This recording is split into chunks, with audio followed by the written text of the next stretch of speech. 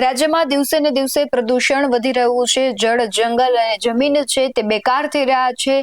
પાણી છે પીવા લાયક નથી રહ્યું, જમીન છે તે ખેતી કરવા લાયક નથી રહી। ન માત્ર એક મીઠાપુર સહિતનો પ્રશ્ન છે દ્વારકાનો આખો પટ્ટાનો, પણ જેતપુરમાં પણ આપણે જોયું કે કેમિકલ માફિયાઓ બેફામ થયા છે। તેના વિરુદ્ધ આંદોલન કરવામાં આવે છે, પરંતુ ક્યાંક છે તેનું સોલ્યુશન નથી આવી રહ્યું। જવાબદાર લોકો છે હાથ ઊંચા કરી જાય છે અથવા તો આંખ આડા કાન કરે છે। આવી ઘટનાઓ ઘણી વખત બને છે। તાજેતરમાં દ્વારકાના મીઠાપુરમાં જે ટાટા કંપની છે તેનું જે કેમિકલ છે દરિયામાં ભળી ગયું છે।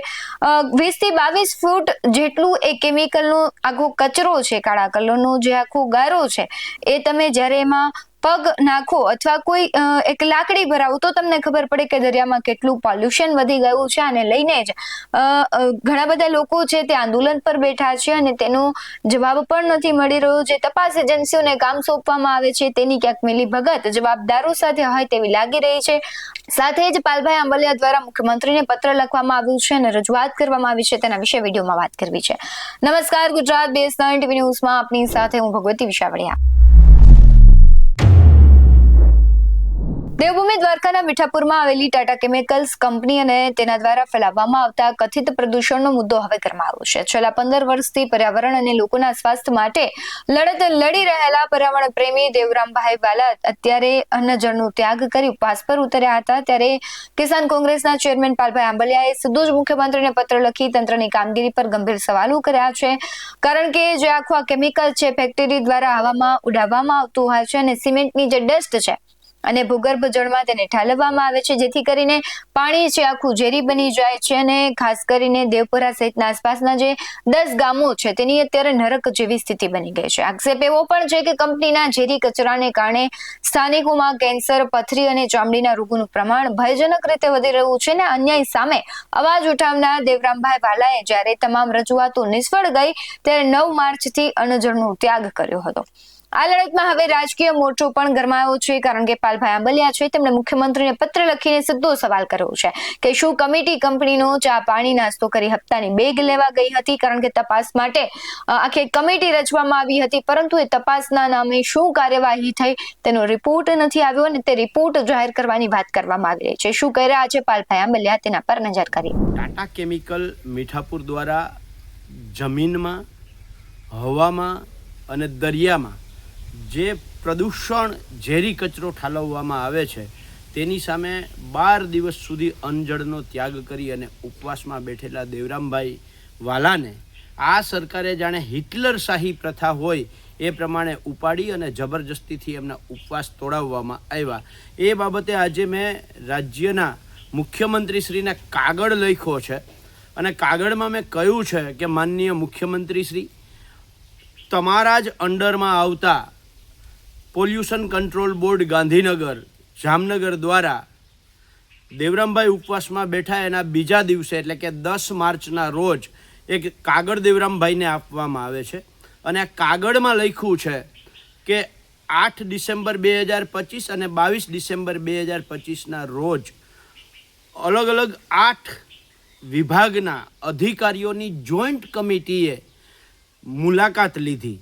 આ જ કાગળમાં લખવામાં આવ્યું છે કે 2020થી લઈ અને અત્યાર સુધીમાં પોલ્યુશન કંટ્રોલ બોર્ડે કંપનીની 58 વખત મુલાકાત લીધી છે, 4-5 વખત કારણદર્શક નોટિસ આપી છે, 5-6 વખત નોટિસ ઓફ ડાયરેક્શન કર્યું છે, 1 વખત યાર્ડ જે બંધ છે, જે કોલ્ડ યાર્ડ છે એમને બંધ કરવાનો આદેશ કરવામાં આવ્યો છે। આ તમારા કાગળો જ કહે છે કે તમે એ કંપનીને ક્યાંક ને ક્યાંક છાવરો છો। 58 વખત મુલાકાતમાં કંઈ જાણવા જ ના મળ્યું તમને? તમે કેમ કોઈ પગલાં ના લીધા? આ 8 વિભાગોના અલગ અલગ 8 વિભાગોના અધિકારીઓ જ્યારે કંપનીની મુલાકાત પ્રદૂષણ માટે લે છે તો એ ચા પાણી નાસ્તો કરી અને હપ્તાની થેલી લઈ અને કંપની પાસેથી આવતા રહ્યા કે શું થયું? 22 ડિસેમ્બર 2025ના રોજ છેલ્લી મુલાકાત આ અધિકારીઓ કરે છે, એને આજે 3 મહિના થયા છે। 3 મહિનામાં કેમ કોઈ અહેવાલ ન આવ્યો? દેવરામને શું કામ ત્યાં ઉપવાસમાં બેસવું પડ્યું 3 મહિના સુધી? અને એ પ્રદૂષણ જેવા ખાસ મહત્વના વિષય ઉપર 3 મહિના સુધી સરકારના 8 વિભાગના અધિકારીઓ અહેવાલ જ ન કરી શકે? આ તો સરકાર પોતે ક્યાંક ને ક્યાંક પ્રદૂષણ કરવા માટે કંપનીઓને મોકો આપતી હોય એવું લાગે છે.